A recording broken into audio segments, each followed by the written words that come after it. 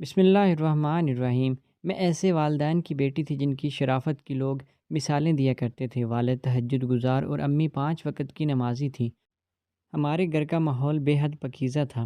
بڑی بہن کو والد نے گھر پر خود پڑھایا تھا۔ آپی نے پرائیویٹ طور پر طالبہ میٹرک کا امتحان دیا تھا۔ رزلٹ آتے ہی ان کی شادی کر دی گئی تھی۔ بھائی اسکول جاتا تھا تو میں اسے حسرت سے دیکھتی تھی۔ یہ چاہتا تھا کہ میں بھی اسکول جاؤں۔ والد نے اجازت نہ دی، بولے کہ تمہاری بہن کو بھی میں نے خود پڑھایا ہے، میٹرک پاس کر لیے اس نے، آگے اس کے خاوند کی مرضی کہ کالج پڑھائے یا نہ پڑھائے، تمہیں شوق ہے تو مجھ سے پڑھ لو۔ باجی کا ذہن تیز تھا، وہ اباجی کے تھوڑے پڑھائی کو بھی جلد سمجھ جایا کرتی تھی، لیکن میں اتنی تیز نہیں تھی۔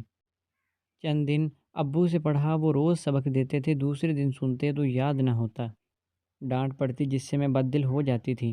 امی نے یہ صورتحال دیکھی تو کہا، رابعہ کہ ابو یہ تم سے پڑھ نہیں سکے گی، اس کے لیے کسی استانی کا گھر پر انتظام کر دو۔ پہلے وہ راضی نہ ہوئے تھے، پھر اس شرط پر حامی بھر لی کہ استانی ایسی ہونی چاہیے جو قرآن پاک بھی پڑھا سکے، دین اور دنیا دونوں کے تعلیم دے سکے، تبھی ٹیوشن پر رکھوں گا۔ اب ایسی استانی کی تلاش شروع ہو گئی تھی۔ بڑی تگ و دو کے بعد امی کی ایک جاننے والی کے توسط سے ایک میٹرک پاس لڑکی مل گئی تھی جو کالج میں پڑھ رہی تھی اور ضرورت مند بھی تھی۔ اسے اپنے تعلیمی اخراجات پورے کرنے کے لیے رقم کی ضرورت تھی۔ شام کو 5 بجے سے 6 بجے تک وہ مجھے گھر پر ٹیوشن دینے کے لیے آنے لگی۔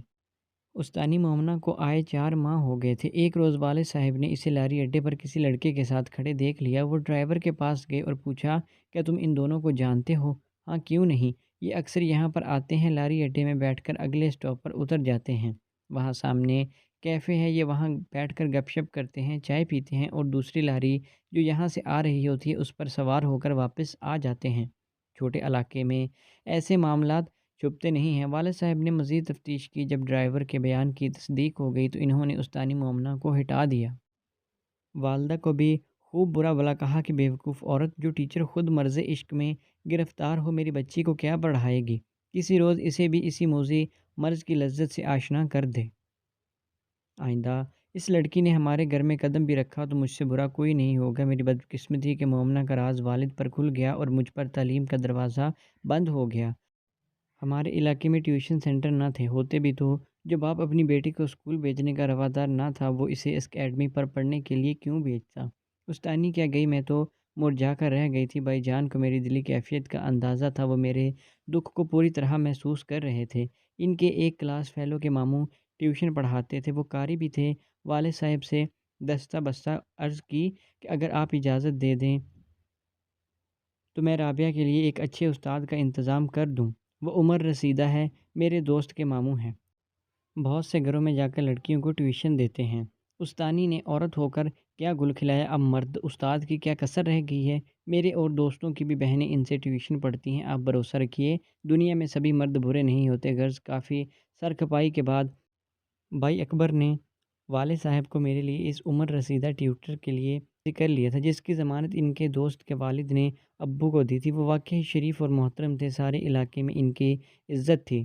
ان صاحب کا نام کمال الدین تھا۔ کمال الدین مجھے پڑھانے روز آتے تھے، بہت محنتی اور جاں فشانی سے پڑھاتے تھے، تو میں بھی توجہ اور لگن سے پڑھتی تھی۔ ایک سال میں انہوں نے مجھے 2 جماعتیں پڑھا دیں، میں پھر تیسری سے 5ویں کے نصاب میں آ گئی تھی۔ 5ویں میں بورڈ کے امتحانات میں فرسٹ پوزیشن آئی تھی تو سب طرف سے واہ واہ ہونے لگی۔ والد صاحب کا بھی دل بڑا اور کمال الدین استاد سے مطمئن ہو گئے تھے۔ ہمارے اسکول میں ان کی عزت مزید بڑھ گئی تھی۔ اسکول کے نصاب کے ساتھ وہ مجھے دینی تعلیم بھی دے رہے تھے، اس بات سے ابا جان بہت خوش تھے۔ میں 7 سال کی عمر میں ان سے پڑھنے بیٹھی اور 6 سال پڑھا۔ ایک روز بھی انہوں نے ناغہ نہ کیا سوائے جمعہ کے، اور ہمیشہ توجہ سے پڑھایا۔ ابو سے دوستی ہو گئی تو وہ میرے گھر کے فرد جیسے ہو گئے تھے۔ اصرار کر کے والد ان کو کھانا کھلاتے اور چائے پلواتے۔ جب مجھے پڑھا چکتے تو تھوڑی دیر والد سے گپ شپ کرتے اور میری پڑھائی کی تعریف کرتے۔ سچ بات یہ ہے کہ میری یادداشت کچھ اچھی نہ تھی، پڑھا ہوا بار بار بھول جاتی تھی۔ یہ استاد صاحب کی ہمت تھی جو پڑھائی کے لیے میرا ذہن بنایا اور ذہن کے دریچے کھولے۔ میں رغبت سے ساتھ ان کا پڑھایا ہوا سبق یاد کرتی تھی۔ اب میں کافی بڑی ہو گئی تھی اور برقع اوڑھنے لگی تھی، مگر استاد صاحب سے میں نے پردہ نہ کیا۔ اب میں ان کو استاد صاحب کی بجائے چچا جان کہتی تھی۔ میرے تمام گھر والوں کو ان پر اعتبار تھا۔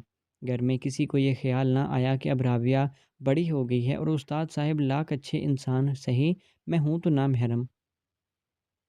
پہلے کی طرح میں اب بھی اکیلے کمرے میں ان کے ساتھ پڑھنے بیٹھتی تھی اور اس معمول میں بھی کوئی فرق نہ آیا کہ وہ جتنی دیر چاہتے مجھے پڑھاتے رہتے۔ اس تنہائی نے اپنا کام کر دکھایا۔ استاد صاحب کے دل میں میرے لیے محبت پیدا ہو گئی اور ایک دن وہ مجھ پر اپنی محبت کا اظہار کر بیٹھے۔ مجھے ان سے ایسی امید نہ تھی، میں گھبرا گئی تھی۔ میں ان کی ایسی عزت کرتی تھی جیسے لڑکیاں اپنے بزرگوں کی کرتی ہیں۔ بھلا میں ان کے بارے میں ایسا کیسے سوچ سکتی تھی؟ استاد صاحب کے اظہار محبت سے میرا دل ان سے بھرا ہو گیا۔ ارادہ کر لیا کہ اب ان سے پڑھنا ترک کر دوں گی۔ میں نے پڑھنے سے انکار کر دیا۔ گھر والے لعنت ملامت کرنے لگے کہ جب منزل قریب آ گئی ہے، میٹرک کی تیاری کرنی ہے تو اب پڑھنے سے جی چرا رہی ہے۔ اب 1 سال باقی رہ گیا ہے میٹرک تک پہنچنے میں۔ استاد صاحب آتے میں ادھر ادھر ہو جاتی، ان کے پاس پڑھنے نہ جاتی۔ والد اور بھائی ڈانٹتے، یہ کیا تماشا ہے؟ امی ہر وقت برا بھلا کہتی، کیا ہو گیا ہے تمہیں؟ آخر کیوں پڑھائی سے دل اٹھا لیا ہے؟ میں ان کو وجہ نہ بتاتی، بس یہی کہتی کہ مجھے اب پڑھائی مشکل لگتی ہے، میٹرک نہیں کر سکتی، اتنی پڑھائی میرے بس کا روگ نہیں ہے۔ استاد صاحب بھی پریشان تھے، سمجھ گئے تھے کہ انہوں نے اظہار محبت کر کے کتنی بڑی غلطی کر دی ہے۔ وہ مقررہ وقت پر آ جاتے، دیر تک بیٹھک میں بیٹھے رہتے اور میں جانے کا نام نہ لیتی۔ جانتے تھے کہ مجھے میٹرک کرنے اور کالج میں داخلے کا کتنا شوق ہے۔ انہوں نے ابا جان کو بھی اس امر کے لیے راضی کر لیا تھا کہ اگر رابعہ نے میٹرک اچھے نمبروں میں پاس کر لیا تو اسے کالج میں داخلہ دلوائیے گا۔ ایسی ہونہار بچی پر علم کے دروازے بند کرنا ظلم ہے۔ ان کی کوششیں بار آور نہ ہوئیں۔ میں نے ان سے پڑھ کر نہ دیا، پڑھنے سے صاف انکار کر دیا اور انہوں نے روزانہ آنا موقف کر دیا۔ اب وہ کبھی کبھی والد سے ملنے آتے تھے اور باہر سے ہی مل کر چلے جاتے تھے۔ بھائی جان BA کے پرچے دے چکے تھے، انہوں نے مجھے قائل کیا تھا کہ وہ خود پڑھائیں گے اور تمہیں میٹرک کا امتحان دینا ہوگا۔ اپنے بھائی سے پڑھنے پر مجھے کیا اعتراض تھا؟ خوشی خوشی بھائی جان سے پڑھتی اور یوں انہوں نے تیاری مکمل کروا دی تو میں نے میٹرک کا امتحان دیا، اچھے نمبروں سے میٹرک پاس کر لیے۔ بے شک اس میں استاد کمال الدین کی بہت محنت شامل تھی، لیکن ان کی ایک غلطی نے یہ اعزاز ان سے چھین لیا تھا کہ وہ ایک اچھے استاد اور قابل بھروسہ انسان ہیں۔ کالج میں داخلہ شروع ہو گئے تھے، والد صاحب بیمار پڑ گئے تھے، بھائی نے وعدہ پورا کیا اور مجھے گرلز کالج میں داخلہ کرا دیا تھا۔ یہاں بھی محنت اور لگن سے تعلیم جاری رکھی کیونکہ کالج میں پڑھنا میرا خواب تھا۔ ایک روز کالج سے گھر لوٹ رہی تھی کہ کسی کو اپنا تعارف کرتے پایا۔ مڑ کر دیکھا، حیرت زدہ رہ گئی، یہ میرے وہی استاد محترم تھے جنہوں نے مجھے تقریباً 8 سال تک پڑھایا تھا اور آخر میں اپنے کیے کرائے پر پانی پھیر دیا تھا۔ انہیں دیکھ کر کچھ دیر کو وحشت زدہ تو ہوئی تھی، پھر اعتماد بحال کر لیا اور بغیر پیچھے دیکھے اپنے راہ پر چلتی رہی، یہاں تک کہ بخیر و عافیت گھر پہنچ گئی تھی۔ مجھے نہیں معلوم کب تک استاد کمال الدین میرے پیچھے آئے اور کب راہ موڑ گئے تھے۔ ہفتہ بعد پھر یہی واقعہ ہوا، اس بار بھی نظر انداز کیا۔ بازار میں ان کو تماشا بنانا چاہتی تھی اور نہ ہی خود کو تماشا بننا چاہتی تھی۔ ان کا احسان بھی یاد تھا کہ مجھ کند ذہن پر انہوں نے کتنی محنت کی تھی جب میں چھوٹی سی تھی اور بار بار پڑھایا ہوا سبق بھول جاتی تھی۔ تیسری بار میں نے ان کے تعاقب کو نظر انداز نہ کر سکی اور جب وہ میرا تعاقب کرتے ہوئے قریب آ گئے تو رک گئی اور مڑ کر ان سے مخاطب ہو گئی، استاد صاحب کیا بات ہے؟ کیا کوئی مسئلہ ہے جو آپ یوں میرا پیچھا کر رہے ہیں؟ کوئی پرابلم ہے تو بتائیے۔ میں بہت شرمندہ ہوں رابعہ اور تم سے معافی مانگنا چاہتا ہوں۔ جس روز اظہار محبت کی غلطی ہوئی تھی اس دن سے جان سولی پر ٹنگی ہوئی ہے، جیتا ہوں اور نہ مرتا ہوں۔ شرمندگی اس قدر ہے کہ اپنے ضمیر سے بھی آنکھیں ملا نہیں سکتا، اتنا پچھتاوا ہوا ہے، کبھی کبھی جی چاہتا ہے کہ خودکشی کر لوں۔ زندگی کی اب بس ایک خواہش تھی، تم ایک بار کہیں مل جاؤ تو تم سے معافی مانگ لوں۔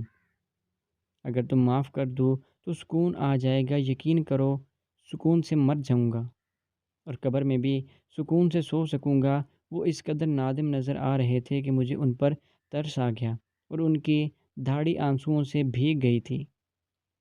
یہ رستہ تھا، عام گزرگاہ تھی، مجھے ڈر بھی لگ رہا تھا کہ لوگ ہمیں دیکھیں گے تو کیا سوچیں گے۔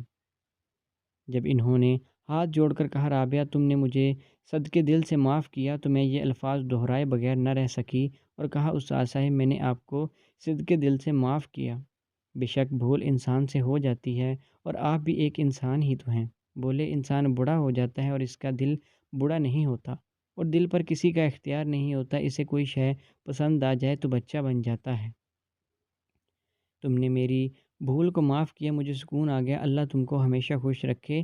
اب کبھی تمہارے راستے میں نہ آؤں گا۔ واقعہ ہی اس روز کے بعد استاد صاحب پھر کبھی میرے راستے میں نہ آئے۔ انہوں نے مجھ سے استدعا کی تھی کہ ان کے اس راز کو راز رکھوں گی اور کبھی کسی کو نہیں بتاؤں گی۔ میں نے بھی ان کی بزرگی کی لاج رکھتے ہوئے کبھی اس بات کا کسی سے ذکر نہیں کیا تھا، اور ایک انسان کی غلطی سمجھ کر فراموش کر دیا تھا کہ انسان کا دل واقعی کبھی کبھی اس سے ایسی خطا کروا دیتا ہے جب کوئی اپنی دلی کیفیت پر قابو نہیں رکھ سکتا۔ میں اچھی لڑکی تھی، استاد کمال الدین بھی با کردار آدمی تھے، تو یہ کہانی شروع ہونے سے پہلے ہی ختم ہو گئی تھی۔ میری رسوا ہوئی اور نہ وہ ذلیل و خوار ہوئے، لیکن سوچتی ہوں کہ ہمارے معاشرے میں آئے دن ایسی کہانیاں جنم لیتی رہتی ہیں۔ یہ داستانیں کوچہ کوچہ بکھری پڑی ہیں، جب نہ سمجھ اور نادان نو عمر لڑکیاں اپنے گھا قسم کے استادوں سے مرغوب ہو کر ان کے ہاتھوں میں کھلونا بن جاتی ہیں، اور آخر میں عمر بھر کا پچھتاوا پلے باندھ لیا جاتا ہے۔ والد صاحب کی بیماری بہت بڑھی تو ان کو لاہور لے جایا گیا، جہاں کینسر تشخیص ہوا۔ یہ ایسی بیماری تھی کہ علاج کرواؤ تو مرو، نہ کرواؤ تو بھی مرو۔ بھائی کو ابھی نوکری نہیں ملی تھی، والد کی تھوڑی سی پینشن سے گزر بسر ہو رہا تھا۔ کینسر کے عنقریب نے منہ کھول لیا تھا تو ابا جی کے علاج کی خاطر مکان بک گیا تھا، اور ہم کرائے کے گھر میں شفٹ ہو گئے تھے۔ یہ بعد میں پتہ چلا کہ کرائے کا یہ مکان استاد محترم کا ہے، جس کا ہم برائے نام کرایہ دیتے تھے۔ جب ہمارے مالی حالات بہت خراب ہو گئے تھے تو پریشانی کے عالم میں ایک روز استاد کمال بھائی کو ملے۔ یوں کہ وہ اسپتال گئے تو وہاں والد صاحب کو بھائی جان معائنہ کے لیے لے کر گئے تھے۔ کینسر وارڈ میں ٹکراؤ ہو گیا۔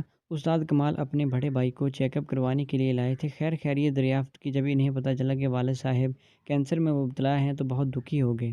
اب روز گھر آنے لگے تھے، والد کی تیمارداری کے بہانے علاج کے لیے رقم اور دوائیں لا کر دیتے تھے۔ ڈاکٹروں نے ابا جی کا آپریشن بنایا، خرچہ بھی بہت زیادہ تھا۔ استاد صاحب نے ہمت باندھی اور ان کو آپریشن کے لیے آمادہ کیا۔ دوران آپریشن دن رات ساتھ رہے اور تمام خرچہ انہوں نے اٹھایا تھا۔ یہ ان کا ایسا احسان تھا کہ جس کو ہم کبھی بھلا نہیں سکتے تھے۔ والد صاحب کی زندگی نے وفا نہ کی، وہ کچھ عرصہ بعد خالق حقیقی سے جا ملے، لیکن استاد کمال نے ان سے وفا کی تھی۔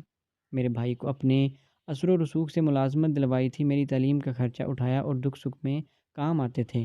یہاں تک کہ جب میری شادی کا وقت آیا تو انہوں نے کافی رقم قرض حسنہ کے طور پر والدہ کو دی تھی، جو بعد میں معاف کر دی تھی۔ ان کی عنایت سے آج میں اپنے گھر میں بہت خوش ہوں اور آباد ہوں۔ بھائی برسر روزگار ہیں، امی ان کو ہر وقت دعائیں دیتی ہے، اگر وہ مدد نہ کرتے تو ہمارا کیا بنتا۔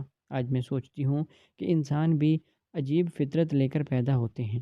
ایک وہ ہیں جو محبت کے دعوے دار ہوتے ہیں مگر محبت کو آڑ بنا کر دوسرے کو شکار بناتے ہیں، ان کی عزتوں کو خاک میں ملا کر خاندانوں کو تباہ کرتے ہیں، اور ایک وہ ہیں جو واقعی محبت کرتے ہیں تو صدقے دل سے، بغیر کسی طمع اور لالچ کے اس جذبے کو دل میں چھپا کر رکھتے ہیں، عمر بھر اس پھول کو مرجھانے نہیں دیتے، ان کی مہک سے اپنی روح اور دوسروں کی زندگیوں کو معطر رکھتے ہیں۔